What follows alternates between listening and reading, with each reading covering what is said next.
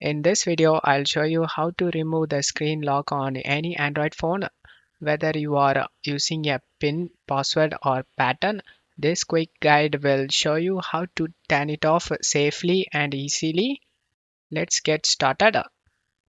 Go to settings and scroll down, select security and privacy.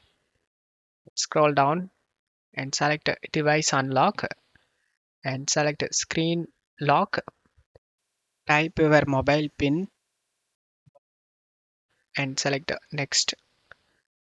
You can able to see this page. Select the none option and select delete option. And now we have successfully removed a pin, pattern or password in this device. Just close and reopen it.